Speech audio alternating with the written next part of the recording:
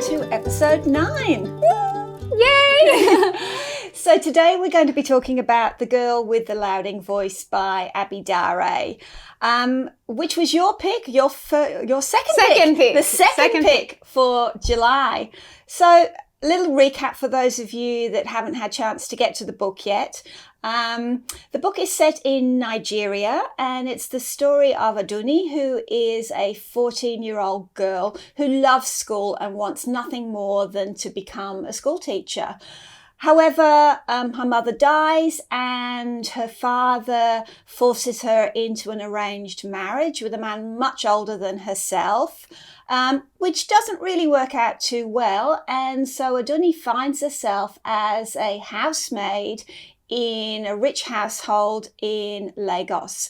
And the story is about her journey to find her voice, to find a louding voice. And we just loved it. Yes. We did. It was such a gorgeous book, but also a book with many themes. And as we were putting together this episode, Mum and I were discussing sort of what angle we can talk about with this book. Do we just talk about the characters? Do we talk about the way that it's written? Because there's lots of different structural things to this book. But I think the biggest thing that stuck out to us is the fact that we need to use our louding voices and discuss probably the two biggest themes in it, which is education and human trafficking. So you may have noticed we have this beautiful, lovely girl sitting next to us. This is Jade, and we've asked Jade to come onto this episode to discuss a little bit more with us some of these themes. So Jade, do you want to introduce yourself? Yeah, I'm Jade, so gorgeous friend of Catie, and I guess in the context of this book, why I'm here is I have a bit of understanding and education around human trafficking and anti-trafficking efforts. I interned with a phenomenal organisation called the A21 Campaign, which are a global anti-human trafficking organisation, and was in the US with them working in their aftercare facility with survivors of trafficking. And as a result gave of me that... goosebumps. Yeah, me too. Actually, me too. So don't just think it's because it's cold. No, exactly. So and then as a result of that, I'm in the final stages of getting my law degree so that I can work in that human rights movement, but on more of a legal advocacy capacity. So yeah, that's why I'm here. Amazing. Probably the best thing to get into is to talk a little bit about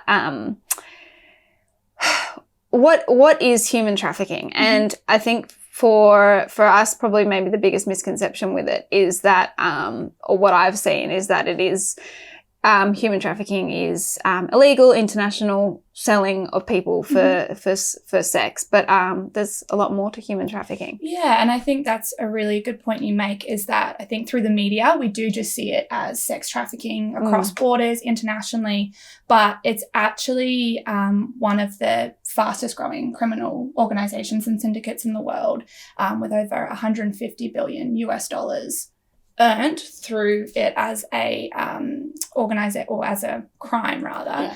And it includes obviously sex trafficking, but also within the definition of human trafficking is also child labor, forced labor, bonded labor, and then also domestic servitude, which is what we see with Aduni's character in this book, is that domestic labor where she's not getting paid and is in abusive conditions, and so that does fall within that trafficking scope. And I think it's really important, like you said, to understand that it's both international but domestic. It doesn't, like you were talking before, how within Nigeria alone, majority of the trafficking that's happening doesn't actually leave the border. It stays within the nation. And I think we found like only 2% of trafficked Nigerians are actually trafficked overseas. Exactly. And it's the same here, and I think a lot of people are shocked to hear that within Australia we have trafficking happening here, predominantly sex trafficking, but just in the past 3 years there's been a number of very high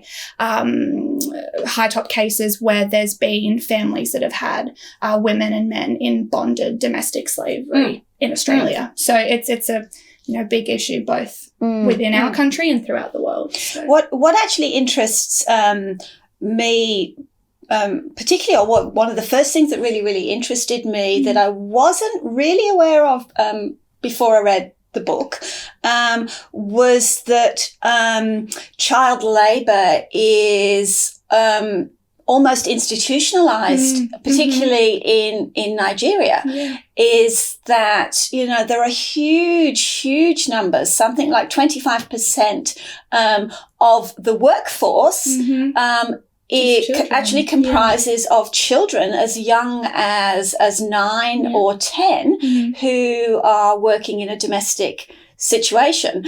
Obviously, this is something that happens in the book. Can you tell us a little bit more about that? Yeah, I guess so. With child labour, it is, like you said, it is so based on both culture but also industries. Industries fuel the need for child labour. And, Catie and I were discussing this previously, is the fact that you have it both on a cultural level where it is seen as a norm that children go and work in factories, but then we have these, big corporations that actually fuel the industry. And so it's when we're buying everything from clothing to food, it's going, okay, where is this actually made? Like, why am I able to buy a shirt for $5 so cheaply? Yes. How is it so cheap? And it's actually not having shame attached to that, but doing research as to why your clothes and your food might be so cheap if it's coming from overseas, and understanding that as people in a privileged position where we can do that research, knowing that what we buy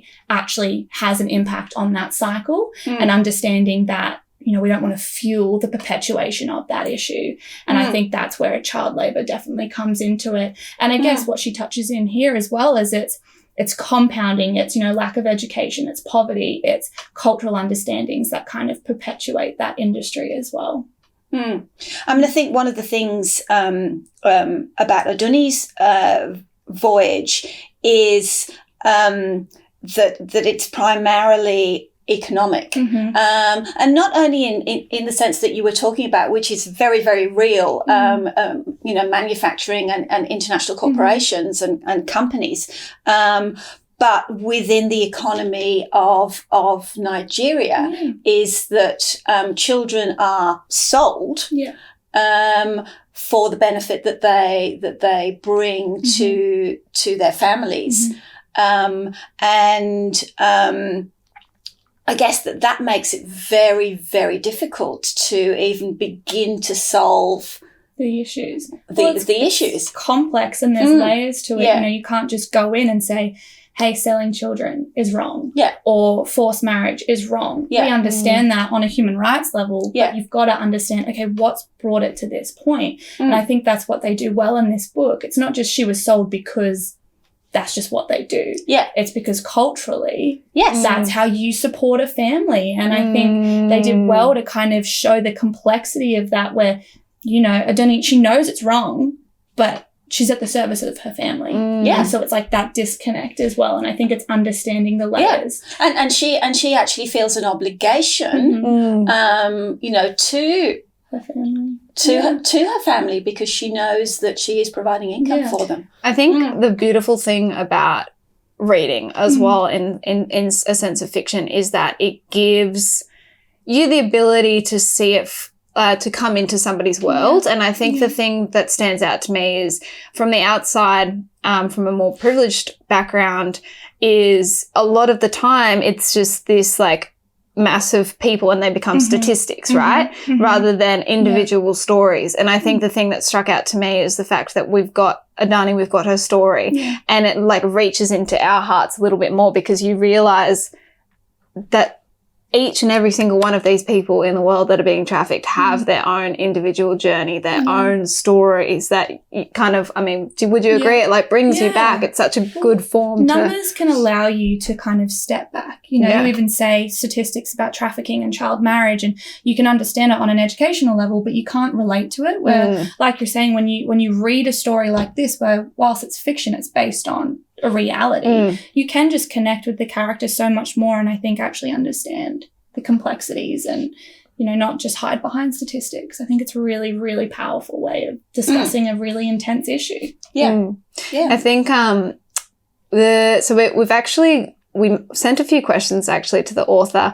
Abi Dar, to talk with us. She's in the UK, so we didn't actually get a time to Zoom with her, but we sent her in some questions, and we would love to share them with you and share them with you guys to further discuss them. Awesome. So I'm going to get the first question up now. Hi, I'm Abi Dare, author of The Girl with the Louding Voice. I am very excited to be answering questions from the Both Sides Book Club today. Thank you for sending them to me. I've got them on my phone. I'm just going to read the first question out. It says, Aduni wants to have a louding voice, to be heard and to make an impact on the world. Can you please tell us how you created her very special voice? Thank you for that question. I came across Aduni's voice because the girls that I knew that were mates growing up, many of them had their own way of navigating the English language. And so I knew very quickly when I got to writing the book that I didn't want to have Aduni speaking standard English. And so her voice came from a combination of really me expressing my own creativity and sort of turning the English language into what I thought would sound similar to what I heard some of the girls speaking growing up. A little bit of what we call broken English, sometimes also translating my mother tongue, which is Yoruba, into English. And it was a literal translation with a little bit of me playing around with it. And sometimes I borrowed from my then 2-year-old who had never been to Nigeria at that time, but was learning to speak herself. And so she had some very interesting ways of speaking, and I borrowed some of those as well. So it was a combination of many things. Awesome. So what a gorgeous voice that it was in the book. I loved reading and getting, I think it added so much to her character, that sense of voice.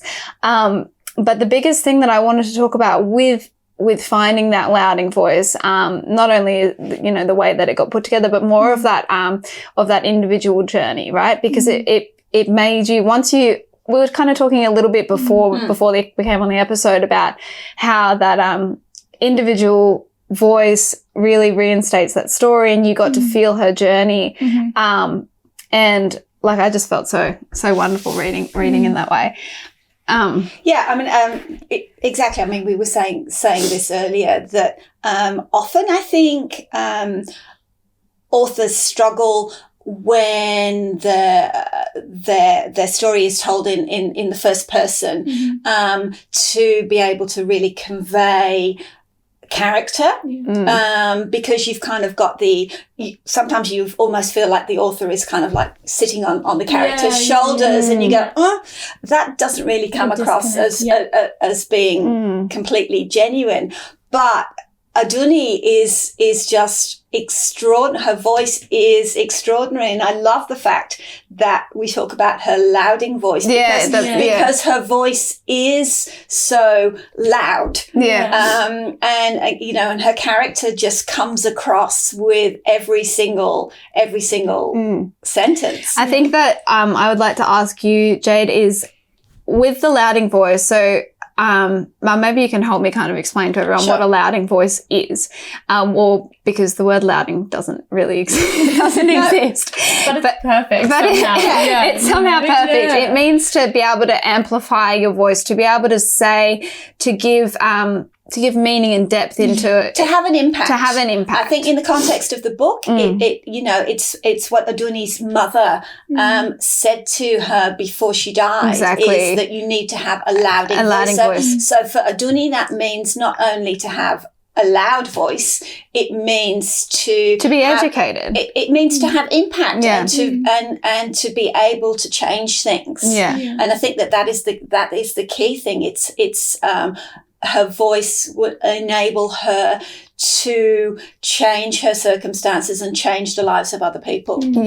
So Jade, how important is education with creating a louding voice within certain countries? I think it's the key is, like we were saying, is there's the complex levels within, for example, Nigeria. You've got these child marriages because of family lineages and through cultural understandings. And I think having that louding voice where you have people within their own countries, within their own cities, really taking ownership of the change they want to see within their own countries and able to then partner with other organizations or international organizations and actually affect that change. And I think that's why this book is so powerful, is it's actually looking at when each individual person has their own louding voice, has education, has an understanding of what they want to see in the world, they can then partner with others and actually make long-term influential change. So I think it's the key, really. In some of the research, we like to read, whenever we're going to discuss a book, we like to read around the subject a little bit. And there is, actually for you guys, you should, please, when you read the book, hop on the internet and do some of your own research about the issues that the book introduces, because it's so interesting and so fascinating. But anyway, one of the phrases that I kept coming across was, if you educate a boy, you educate the man. If you educate a girl, you educate a nation. It's so true. And I just thought, wow, okay. I'm going to get teary. I know. So powerful. Yeah. So why is educating girls so important? So they've done a lot of studies around this, and essentially it's because of, culturally, the role that women play. So if you are able to educate a woman, they've actually tracked that it decreases child marriage rates. Wow. It decreases huge health issues such as HIV. It's educating a nation, because then they've actually seen that then that passes down generationally as well. Because you have women that then educate their children or educate the people around them. And they've actually said that, when you educate both men and women, if you have, I think it was, if all children go through secondary education, there's a 50% less chance of a nation going to war. There's there's better health rates. There's better infrastructure rates. I can't remember the exact statistics, but they found that when girls are educated, there's huge increases in growth and opportunity and jobs. And so I think it is because of the role that women and girls play and the impact that then has generationally. It's incredible to see the power that education has. Yeah. I mean, we just take it for granted, don't we? We do, three sitting here, three educated women. We don't give it a second. But I would like to talk more about that, because just before we hopped on sorry guys, we keep going back and forth. We've had lots of conversations about this episode, and we just wanted to make sure we were all on the same page before we came and spoke to you. But I want to talk a little bit more about that, because we've talked about the education for people in less privileged countries. But what about our education as well? Because I feel like if it wasn't for this book, then these are some things I wouldn't have really necessarily thought about. So maybe can you tell us a bit about I think it's multifaceted. We go, education of countries like Nigeria. But at the end of the day, as we're saying, as privileged women and men that have access to this education, it's actually on us as well to educate ourselves on issues like this and to partner with being a part of that change. We were saying before that we have the capacity to educate ourselves on human trafficking, on what it looks like, how to recognize it, how to, be a part of a system that is against trafficking and against it in everything from, manufacturing to food and so on. And so I think it's the power of education, not just in giving opportunities and changing cultures, but also in partnering with change and understanding how we can be a part of that as well, I think. Wow, so powerful. We've got another question for Abi for you. It says, the Book of Nigerian Facts is fictional, but the facts are real. Why did you choose to use this as part of the narrative? It became, again, very clear to me when I had gotten to near the very end of the book that Aduni needed something to anchor on. And this came also from feedback with sharing my manuscript at that point with my writing group. And so I wanted to give her something to anchor on. I mean, Aduni wants to be educated, but I didn't want it to be just her learning the dictionary. I wanted something exciting, something that would, portray her desire for knowledge, but also give her a good understanding of the world around her as a Nigerian. But also I had this hope that if the book did get published, that it would be an opportunity for me also to educate myself and the world around me about the country Nigeria, the vastness of the people, the culture, and different things that we might not have come across in the media. So it was sort of a way for me to explore Nigeria myself and for Aduni to discover the country. And so what I then did was to retrospectively fit the facts into the chapter, because I had nearly finished the book and then had to find facts that would sort of relate to the themes in each of the chapter that I had. I really enjoyed the way Abi created the Nigerian book of facts. I wish there was an actual book of Nigerian facts. I know. I would buy a copy. I would buy a copy. And for me, the juxtaposition of Aduni, who obviously had very limited education but wanted to learn, and really had no concept either of the greater world or even of the country that she was living in, Nigeria. For me, it worked really, really well because I learned something about Nigeria. But you could see that she was also learning something. And I think, as Abi said she was trying to do, it informed Aduni's education and also her thought processes in the way she began to think about her own circumstance and of other girls like her. What did you guys think? Yeah, I think so, definitely. You see this development in her character. It's almost giving her little bits and pieces of strength to like not second guess what she's saying. I think a lot of the time Aduni speaks with such like conviction, and like what she says is like she backs it, you know? And when she's reading these little facts, you can feel like her voice is getting stronger and stronger and stronger. And I mean, I guess it goes back to what you were saying before, Jade, about how much education really can make an impact. And we see this in such a tiny way with just, you know, holding on to a few facts about your country, but how that can shift and like open up spheres in your mind. You understand the world around you. Yeah. Even if it's just your country. Isn't that it? And education is just so empowering. Yeah. And that's such a beautiful way to link that all together through this, you know, book of facts that she's created, but it's so powerful.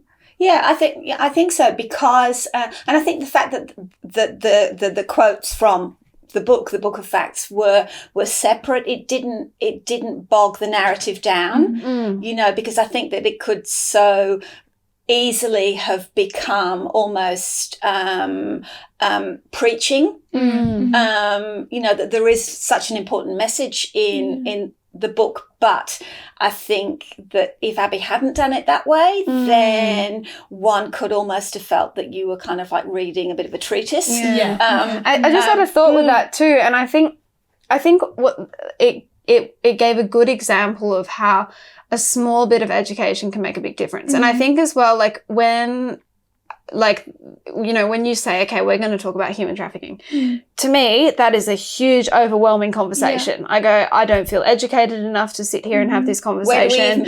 Where do I begin? I feel nervous about sharing my point of view because, like, I don't feel like I know enough about it. But I think what that book gave me a louding voice in the sense that, you know, maybe it is to begin with, maybe you only need to know a little bit to actually make a really big difference. Like, I think there's a lot of shame or we act out of fear if we don't know enough that we're scared to make a difference. I mean, look at Greta Thunberg. You know, she's a child that stayed home from school to protest, and it was like her voice made a huge difference.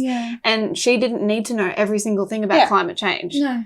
It's taking small bits of information and working with that.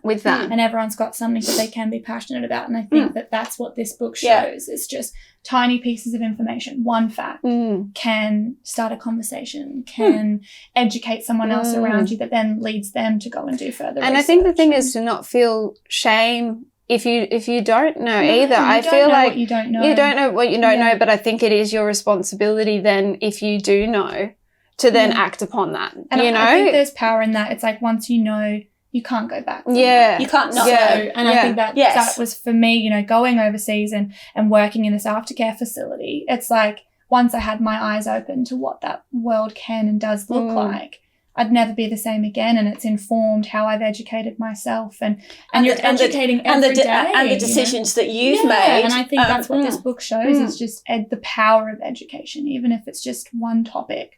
Can you tell us some of the things that you learned when you were working over there? Yeah, I think just the biggest thing was I kind of went over with that mindset of, you know, it's predominantly human trafficking is predominantly sex trafficking, predominantly international.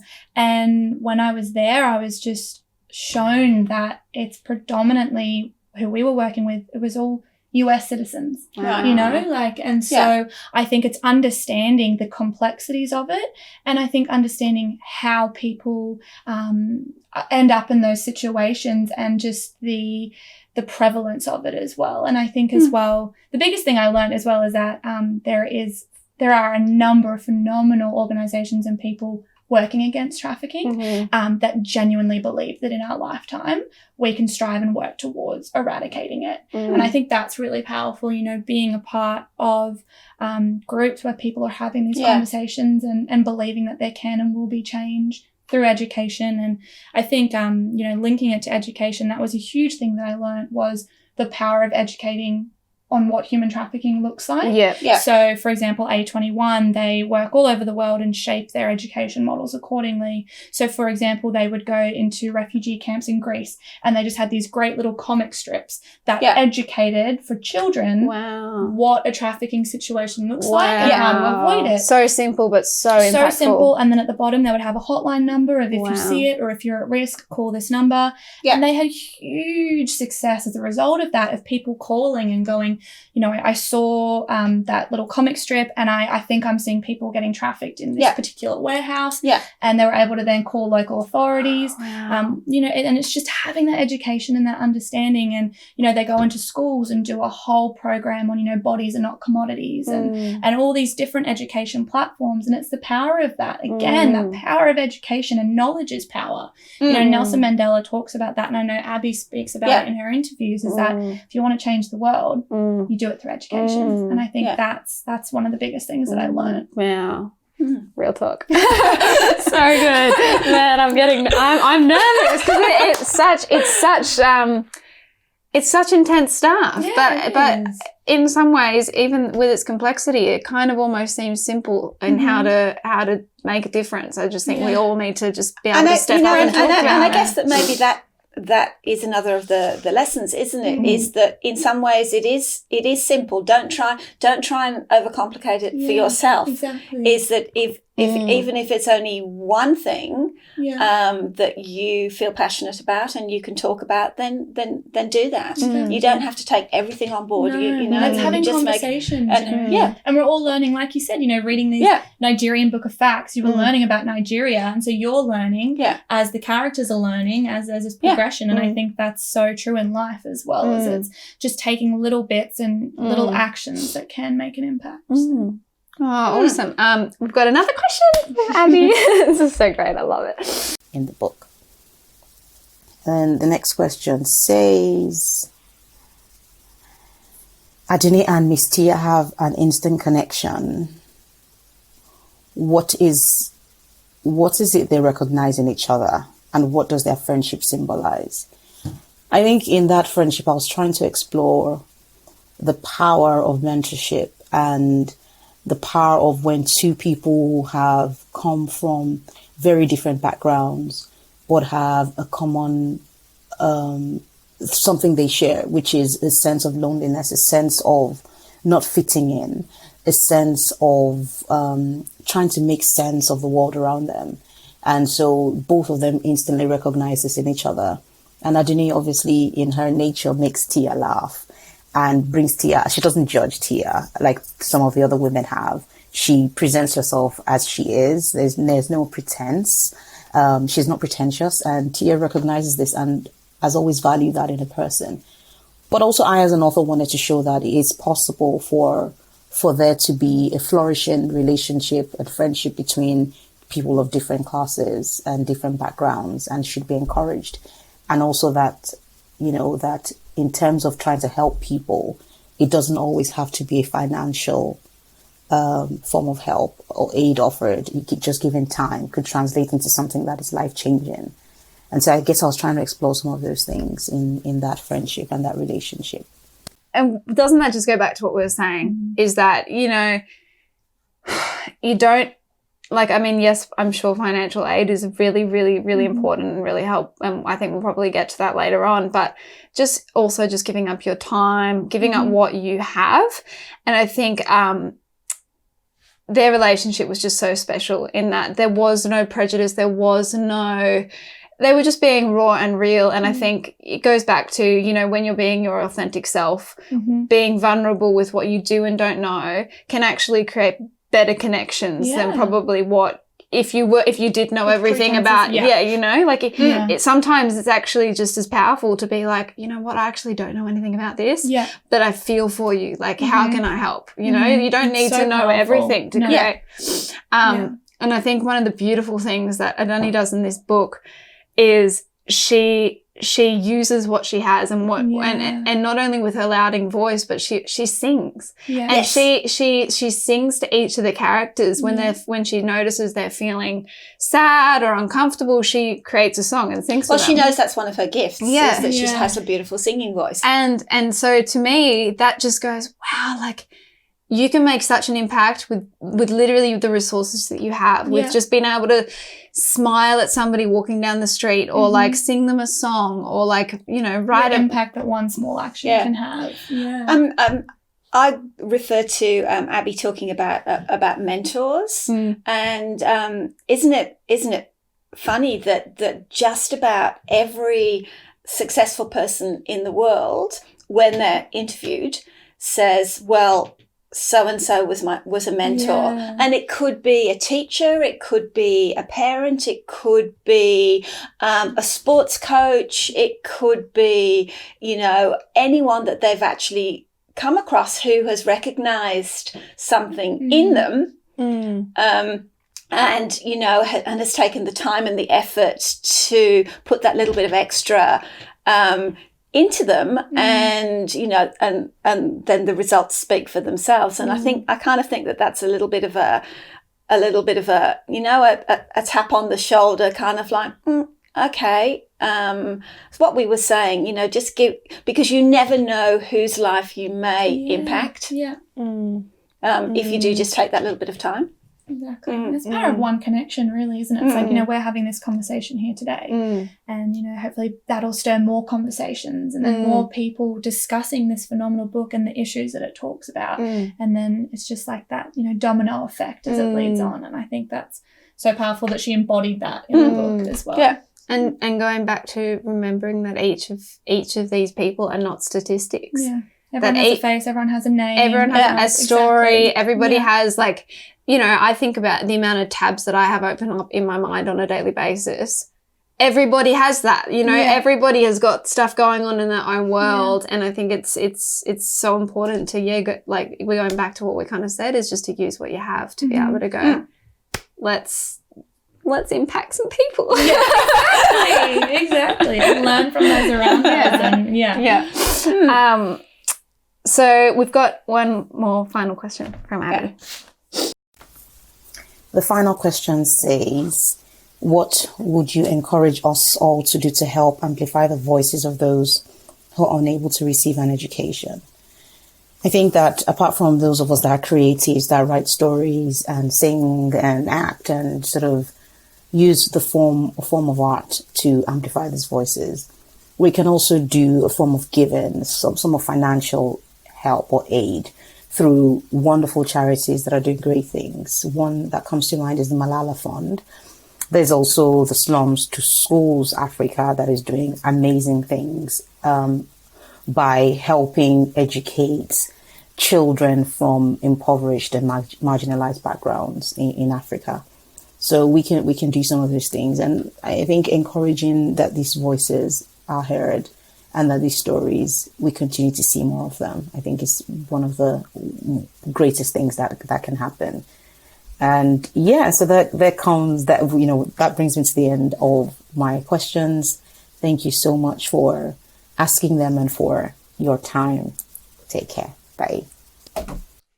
Isn't she so gorgeous? Oh, amazing woman. But I guess we'd sort of like to ask you the same question is, taking from all that we've spoken about today, what are some actions? What are some things that we can do? Yeah, I guess as well you can really tailor it to what, like we're saying, everyone's got different strengths. So whether that's you are able to give financially to, incredible foundations like the Malala Foundation, where they're specifically partnering with people in different countries and providing education to particularly girls. Or there's organisations within our own country like the Indigenous Literacy Foundation. And so whether it's, being a monthly donor of that, or if it is, you are a creative and you're able to partner with these organisations and help them on a design level or whatever that looks like. And I think as well, a major thing is just educating yourself on how important education is and why it's important, and then finding organisations that match with that and donating and volunteering. And I think there's real power in individual action that then becomes collective. And so I think it is, knowing that you might just be, one drop in the ocean, but if there's more of you all together, the impact that has. And so using the position that you have to be a part of that change. Yeah, I mean, I think Abi didn't mention it on video when we were asking her questions, but I know she's talked about it in the past, is that when she started writing this book, it was to answer her daughter's question about why there are children working as maids in Nigeria. So she did a lot of educating herself because she found that she actually couldn't answer that question satisfactorily. So the book came about in order to actually find a voice to put faces and personalities to those statistics about all of the children who are working in Nigeria. But as she wrote the book and as people started to read the book, she realized that this was a really good and efficient way of advocating, exactly. and that change could come about because of it. So that wasn't her primary objective, but it came about alongside that. And I think that that's a metaphor, isn't it, for all of us, is that you find a starting point, and who knows where that will actually, where it will lead you. And it's it's that little individual action. So whether it's today, finding an organisation like the Malala Foundation and donating to them, or it's going, okay, I'm now educated on what trafficking can look like. Where am I buying my clothes from? Where am I buying my food from? Or just little things, and just really, like you said, breaking it down, because little actions do have that huge impact. From little things, big things grow. Exactly. Yeah, exactly. Or even I hope that in many ways, I hope that this conversation has opened up conversations in all of your households, to all of you readers and listeners out there too, that, maybe a small part of impact that you can make is talking amongst your friends and your family. And by the way, if you guys don't know who Malala is, I'm sure, most people know the story of Malala, who was a young girl in Pakistan who objected to not being able to get an education and started to speak out about it. She was subsequently shot, but survived, and has continued to advocate for girls' education, and in fact won the Nobel Prize. She just graduated from Oxford. I know, and she's she moved to the UK. She's just advocated from Oxford, and there is now the Malala Foundation that is helping girls' education all over the world. So please read more about it. Well, we will add the link below for this episode for anybody wanting to read more about it. So thank you so much, Jade. You shed some light on some big topics, but in a way that I think was we were able to digest and we were able to take something from. So thank you so much for that. Thanks, it was guys. really nice. Lovely to have you. Awesome. So we hope you all enjoyed that episode. thank you also very much for listening. And it is at that fun time of our episode where we are discussing our next book. That came out so wrong. Okay, we're at the next part of our episode where we are introducing our next book. So, Mum, please take it away. Okay. So, our next book is The Sight of You by Holly Miller. So this book is a complete change to everything that we've done before. Okay? Quite deliberately, because we've been attacking some pretty meaty topics over the last few episodes. So I wanted to do something that was completely different. Now, this book is a book that when I was reading about it, like all the people who had previously read it said, I don't normally like romances, but I couldn't put this one down. So I thought, okay, I don't normally like romances. Let's give this one a go. I loved it. So it's the story of Joel and of Callie. And Joel has a very unusual gift in that his whole life he's had dreams where he's dreamt about what happens to people that he loves, and sometimes they can be good things, but often they're not so great. So he has a great fear of entering into a relationship because he feels that if he gets to love someone, then he's going to dream about how they're going to die. And then he meets Callie. And that's all I'm going to tell you. Amazing, everybody. So thank you so much for listening, and we will see you soon. Happy reading. We hope you enjoyed watching this episode. If you did, please leave us a comment below. We'll see you soon.